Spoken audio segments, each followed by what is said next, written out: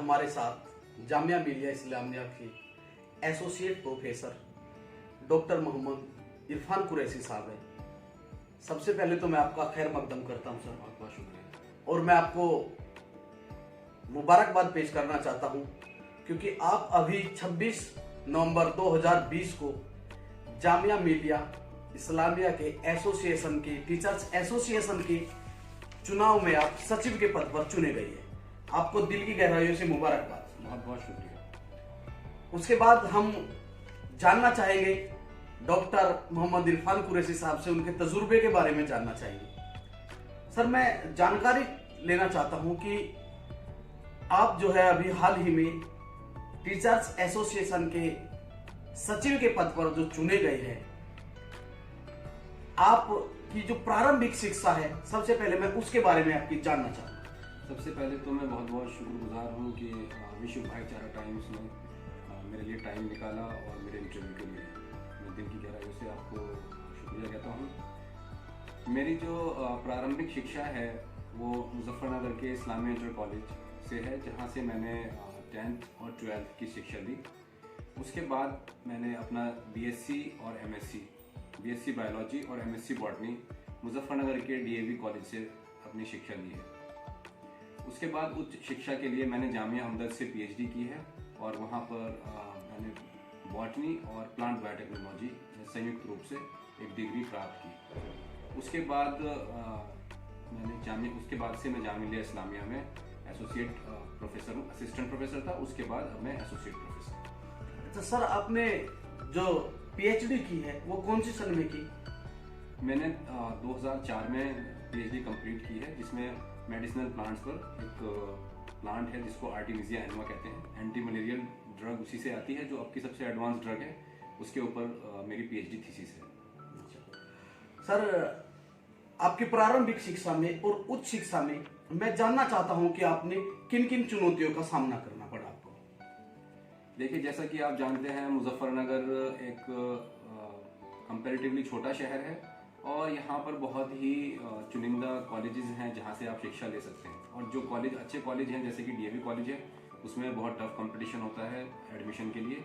तो सबसे पहली चीज़ तो यही थी कि आपको एक अच्छे मार्क्स चाहिए, और उसके बाद फिर जो आपकी बीएससी और एमएससी है उसमें भी अच्छे मार्क्स होने चाहिए। बीएससी में इसलिए क्योंकि आपको एमएससी में अच्छी जगह से एमएससी करनी है, और एमएससी में इसलिए क्योंकि फिर आपको पीएचडी अच्छी करनी है। तो डेफिनेटली बीएससी और एमएससी में बहुत ज़्यादा मेहनत करनी पड़ी, दिन रात बैठ के पढ़ना पड़ा है, किताबों के साथ रहना पड़ा है। उसके बाद जाकर पीएचडी में दाखिला मिला, और पीएचडी करने के बाद पीएचडी में फिर अच्छे पब्लिकेशन करने पड़े, तब जाके आपको उच्च शिक्षा में एक मौका मिलता है या फिर एक अच्छी सरकारी जॉब मिलती है। जैसे कि जामिया मिलिया इस्लामिया जो फिलहाल देश की नंबर 1 यूनिवर्सिटी बन गई है, तो उसमें होना ये एक फ़ख्र की बात है। और मैं शुक्रगुजार हूँ इस दौरान जो मेरे जितने भी टीचर्स रहे, जो इस्लामिया इंटर कॉलेज के टीचर्स हैं और जो डीएवी कॉलेज के टीचर्स हैं, मैं उनका तहे दिल से शुक्रिया करता हूँ। मैं आज जो भी हूँ, आपकी खिदमत करने के लिए जो भी बना हूँ, मैं उनका बहुत बहुत शुक्रगुजार हूँ और उनके कंट्रीब्यूशन को कभी नहीं भूल सकता हूँ। देखिए, सीढ़ियाँ उनके लिए बनी है जिन्हें छत पर जाना है, वो जिनकी नज़र आसमां पर, उन्हें अपना रास्ता खुद बनाना है, उन्हें अपना रास्ता खुद बनाना है। वाकई आपने जो है इस थीसिस को, इस सेंटेंस को आपने पूरा किया है कि अपना रास्ता अगर ऊंचाई आपको छूनी है तो अपने आप खुद बनाना पड़ेगा। सर, जैसा कि आपका होम डिस्ट्रिक्ट मुजफ्फरनगर है, आप यहाँ से पले बड़े हो, यहाँ से आपकी यादें जुड़ी हुई है। मैं जानना चाहता हूँ कि यहाँ की क्या यादें आपको दिल्ली में जाकर, आपको क्या यादें हैं जो आपको होम टाउन की ओर, होम डिस्ट्रिक्ट की ओर खींच कर लाती है? देखिए, किसी भी इंसान की सक्सेस में उनके दोस्त, घर वालों का हाथ होता है सबसे पहले। तो सबसे ज़्यादा तो मैं शुक्रगुजार हूँ अपने माँ बाप का, अपने परिवार का, जिन्होंने घर के अंदर एक ऐसा एम्बियंस दिया, ऐसा एनवायरनमेंट दिया कि हम लोग पढ़ाई कर सकें। मगर मैं आपको एक बड़ी मज़ेदार बात बताऊँ, मेरे वालिदैन ने कभी भी हमें हमारे शौक़ से नहीं रोका। उन्होंने हमेशा कहा कि जो करो अच्छे से करो। तो उन दिनों हम लोगों को खेलने का भी बहुत शौक़ था, तो साथ में हम लोग क्रिकेट और फुटबॉल अच्छा खेल लेते थे।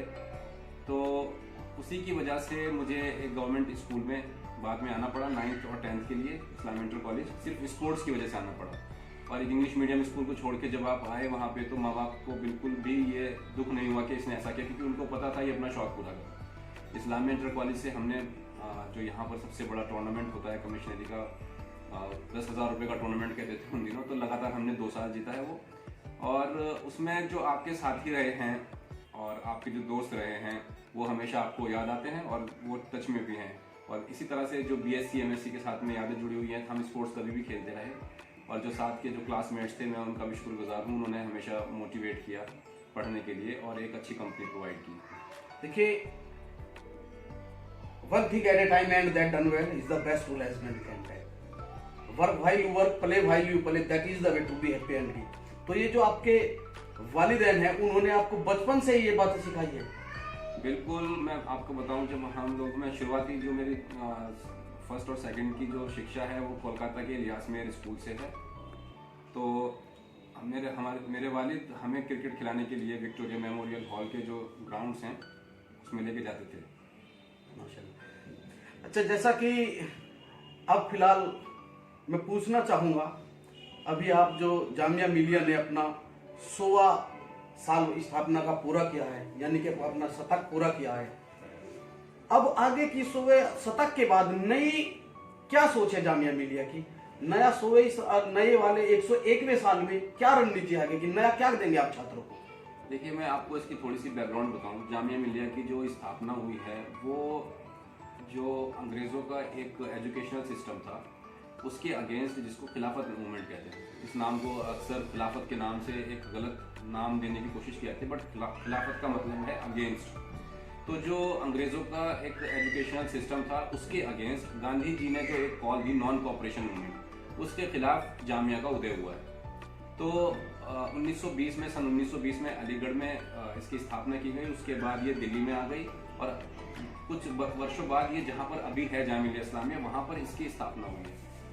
जो इसके फाउंडर्स रहे हैं, शुरुआत के टीचर रहे हैं, उन्होंने 1 रुपये की सैलरी पे काम किया, सिर्फ इसलिए क्योंकि जामिया के पास बहुत फंड नहीं होते थे। एक बार ये हुआ कि जामिया को बंद किया जाए, ये बात आई तो गांधी जी उठ खड़े हुए, उन्होंने कहा कि जामिया चलेगा जैसे चल रहा है और चाहे मुझे उसके लिए लोगों के पास भीख मांगने के लिए जाना पड़े। तो उसके अलावा जो मोहम्मद अली जौहर साहब हैं, उन्होंने बड़ी मेहनत की जामिया को चलाए रखने के लिए। और जितने भी फाउंडर्स हैं, मैं सिंगल आउट नहीं करना चाहता सबका नाम, कई सारे लोग इकट्ठे जिन्होंने मेहनत की है और जामिया को एक शेप देने की कोशिश की उस टाइम में। उसके बाद फिर धीरे धीरे कारवां बनता गया, अच्छे लोग जुड़ते गए और जामिया को अभी कुछ 20-30 साल पहले जाके सेंट्रल यूनिवर्सिटी का एक दर्जा मिला है। और सेंट्रल यूनिवर्सिटी का दर्जा मिलने के बाद फिर वहाँ पर बाहर से जो यहाँ से इंडिया से पढ़ने के लिए साइंटिस्ट बन के जो लोग आए हैं, उन्होंने आके एकेडमिकली बहुत कुछ कंट्रीब्यूट किया। और जो हमारे वाइस चांसलर्स अब तक आए हैं वो बहुत अच्छे वाइस चांसलर आए हैं। ये बड़ी ही खुशकिस्मती की बात है, ये एक से बढ़ के एक वाइस चांसलर हमें मिले हैं। और खासकर प्रोफेसर मुशीरुल हसन के टाइम में जो अभी नई बिल्डिंग आप लोग देखते हो जामिया की, वो बनी है, बहुत सारे अपॉइंटमेंट्स हुए हैं और उसके बाद से एकेडमिकली हम लोग जितने भी टीचर्स हैं वो कंट्रीब्यूट करते रहे और आखिर तक एक 100वें साल में हम लोग देश की नंबर 1 यूनिवर्सिटी बन गई। ये सबसे बड़ा अचीवमेंट है। मगर जैसे आप कह रहे हो कि 100 साल के बाद आगे क्या है, नया क्या है? नया ये है, ये भी हम लोगों के टीचर्स के डिटर्मिनेशन पे और हमारे एफर्ट्स पे डिपेंड करता है कि हम क्या करने जा रहे हैं। तो सबसे पहले तो एक प्लानिंग है कि हम आगे की एक प्लानिंग ऐसी करें जो सस्टेनेबल हो, जो चले। ऐसा नहीं है कि हम कोई प्रोग्राम बनाएं, वो पीछे हट जाए, खत्म हो जाए। तो जैसे बात चल रही है एक मेडिकल कॉलेज की, तो एक अच्छी प्लानिंग के साथ में अगर हम लोग एक बड़ा मेडिकल कॉलेज उसी कैंपस में या उसके आसपास कहीं पर एक एस्टेब्लिश कर सकें, तो ये एक बहुत अच्छी प्लानिंग होगी जिस पे काम किया जाएगा। हमारे यहाँ से अच्छे डॉक्टर्स निकलेंगे। डेंटिस्ट्री हमारे ऑलरेडी है, तो दोनों का एक बहुत अच्छा कॉम्बिनेशन रहेगा। उसके अलावा हम लोग अपने सीट्स बढ़ाएं, नंबर ऑफ कोर्सेज बढ़ाएं और सरकार से मैं दरख्वास्त करना चाहूँगा कि वो हमें एड्स दे। अभी 100 साल हमारे पूरे हुए हैं तो 100 करोड़ का एक फंड जैसे आप दूसरी यूनिवर्सिटी के लिए देते हैं, जामिया के लिए भी दें। 100 की तो अब वैल्यू उसके मुकाबले कम हो गई, तो मैं कहूँगा कम से कम 500 करोड़ दें, तो वो बहुत एक अच्छा इम्प्रेसिव फंड वो होगा जिससे कि हम नई स्कीम्स बना सकें, नए प्रोग्राम शुरू कर सकें, नया इंफ्रास्ट्रक्चर बना सकें। तो ये बहुत ज़रूरी है कि इल्म वो नहीं जो आपने हासिल किया है, इल्म वो है जो आपके अमल और किरदार से जाहिर हो। तो मैं सर आपसे जानना चाहूंगा, जितनी बातें आप बता रहे हैं ये सब टोटल सारा एजुकेशनल स्टडी और ये किताबी बातें हैं, किताबी ज्ञान है, मोरल वैल्यूज के बारे में और जो आपका मोरल वैल्यूज के बारे में आपका क्या व्यू है? देखिए, जैसे दूसरे फील्ड होते हैं उसी तरह से शिक्षा के क्षेत्र में भी उसको भी आप कई हिस्सों में बांट सकते हो। एक हिस्सा तो वो है कि जिसमें आपको एक सेल्फ मोटिवेशन चाहिए। आप जब तक एक सेल्फ डिटर्मिनेशन नहीं होगा, आप में करने की लगन नहीं होगी, सबसे पहले तो वो उत्पन्न करनी जरूरी है। दूसरा पार्ट उसका प्रोफेशनल एजुकेशन है, जिस प्रोफेशनल इसलिए बोल रहा हूँ क्योंकि आपको अपनी भावनाओं पे कंट्रोल करके एक डेडिकेटेड टाइम देना पड़ेगा जिसमें आप बैठ के पढ़ते हो, अच्छे से ग्रैब करते हो, याद करते हो चीज़ों को, तो वो है जिससे आप डिग्री हासिल करते हो। तो वो भी निहायत ज़रूरी है। सिर्फ हम ये कहें कि एक मॉरल शिक्षा ही उसका समाधान है तो ऐसा नहीं है। आपको डिग्री भी होना बहुत ज़रूरी है। आप मॉरली कितने भी रिच हो, कितने भी अच्छे इंसान हो, कितने भी खानदानी हो, अगर आपके पास डिग्री नहीं है तो डेफिनेटली आपकी एक्सेप्टेबिलिटी नहीं होगी। तो पहली चीज़ तो ये है कि आप डिग्री प्राप्त करें। उसके बाद ह्यूमैनिटी आपकी प्रायोरिटी होनी चाहिए। प्रोफेशनलिज्म ठीक है एजुकेशन के लिए, मगर इंसानियत के लिए आपको इंसान बनना पड़ेगा, वरना आपके उस प्रोफेशनलिज्म की कोई वैल्यू नहीं हो सकती। उसका मतलब ये हुआ कि आप रिसर्च जब कर रहे हैं तो आप गरीब लोगों का भी ध्यान रखें, गरीब बच्चों का भी ध्यान रखें। आप ये भी ध्यान रखें कि जैसे जनसंख्या बढ़ती जा रही है, लोगों को खाने के लिए भी अब ज़्यादा चाहिए, तो हम लोग कैसे रिसर्च करें कि जो उत्पादन है वो ज़्यादा हो। जैसे कि मेडिकल नीड बढ़ती जा रही है तो आप एक लव और अफेक्शन के साथ लोगों का ट्रीटमेंट करें। तो ये एक अमलगेशन है प्रोफेशनलिज्म का और ह्यूमैनिटी का, तो ये साथ साथ हैंड इन हैंड चलना जरूरी है। बिल्कुल बिल्कुल। बस के दुश्वार है हर काम का आसान होना, और आदमी को भी मयस्सर नहीं इंसान होना। बिल्कुल, शैक्षणिक डिग्रियां एक अलग है और इंसानियत एक अलग है। ह्यूमैनिटी होना बेहद जरूरी है, मानवता होना बेहद जरूरी है। मैं जानना चाहूंगा सर कि मुजफ्फरनगर आपका होम डिस्ट्रिक्ट रहा है, यहाँ के लोगों को भी आपसे उम्मीदें हैं। आप जितनी यहाँ के लोगों को आपसे उम्मीदें हैं, आप उनकी उम्मीदों पर कितना खरा उतरेंगे? देखिए, जो मैं आज तक की बात है वो आपको बता देता हूँ। पहले तो सारा हिंदुस्तान हमारा है, सारे हिंदुस्तान के बच्चे हमारे हैं। दूसरी बात ये कि यहाँ के जो मेरे मुजफ्फरनगर क्षेत्र के बच्चे हैं उनसे मुझे खास लगाव है, और उनको एक एकेडमिक गाइडेंस देना।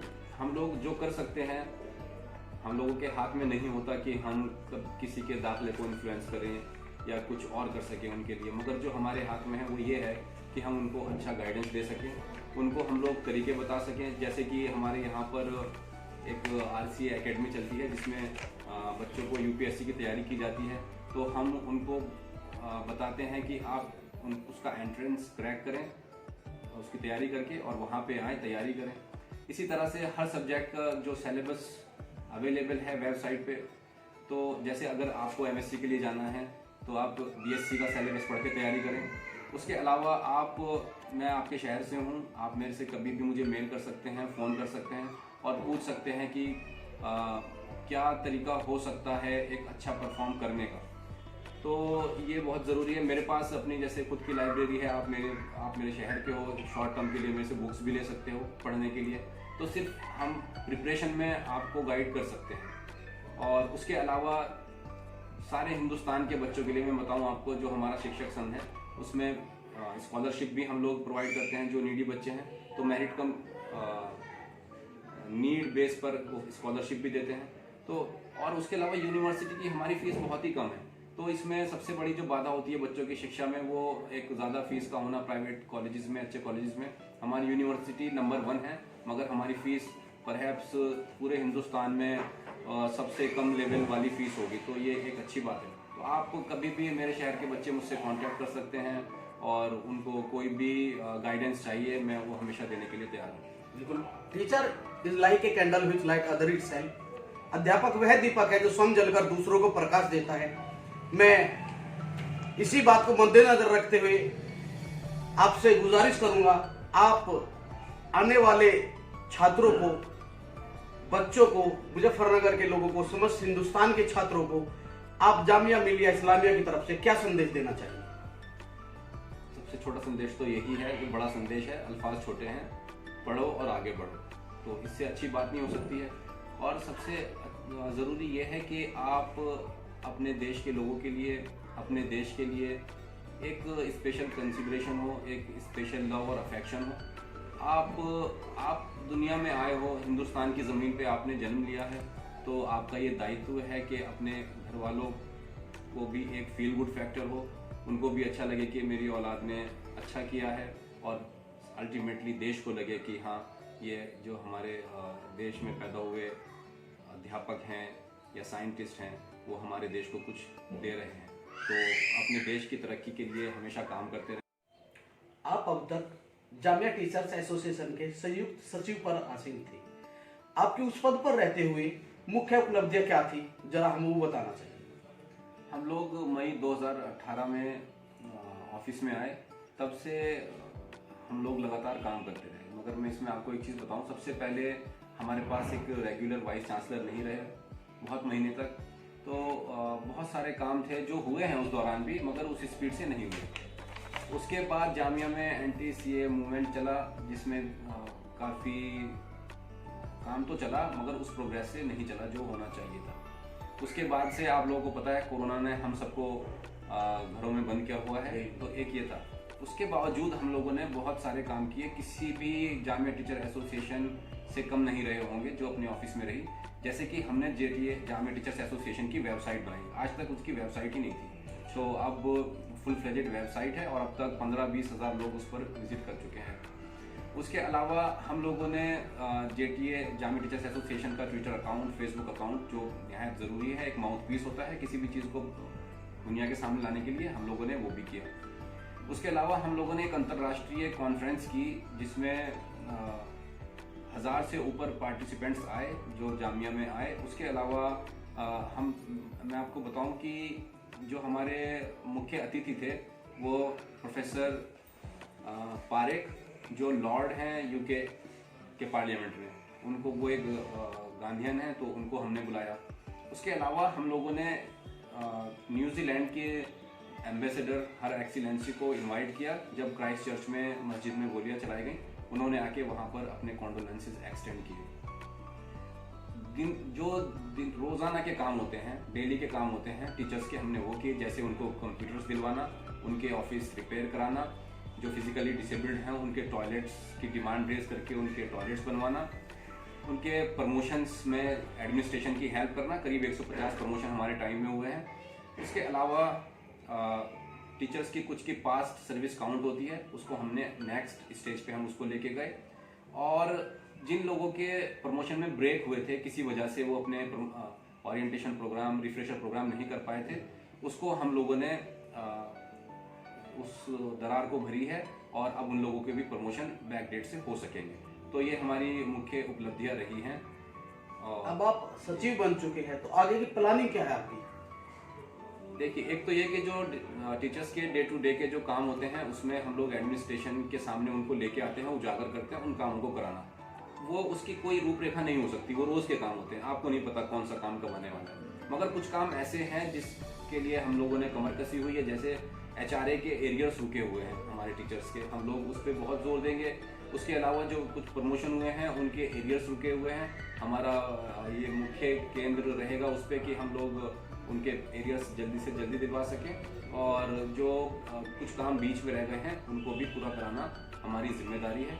और कुछ सेंटर्स हैं जहाँ पर कुछ स्पेशल अटेंशन की ज़रूरत है, हम उसमें जो एडमिनिस्ट्रेशन है उसके सामने उस मुद्दों को उठाएंगे, और हम उम्मीद करते हैं कि वाइस चांसलर साहिबा हमारा साथ देंगी और हमारी जो जेन्युइन टीचर्स की जो जेन्युइन कॉज है, प्रॉब्लम्स हैं, उसको वो सॉल्व करने की कोशिश करेंगी। हम उनसे उम्मीद करते हैं कि वो हमारी बातों को सुने और जो भी हमारे जेन्युइन कॉज हैं उसको वो एड्रेस करें। बिल्कुल, उम्मीदों पर ही दुनिया कायम है। ये थे आज हमारे साथ जामिया मिलिया इस्लामिया के नवनियुक्त सचिव डॉक्टर मोहम्मद इरफान कुरैशी साहब। आपका दिल की गहराइयों से विश्व भाईचारा टाइम्स के साथ जुड़ने का शुक्रिया।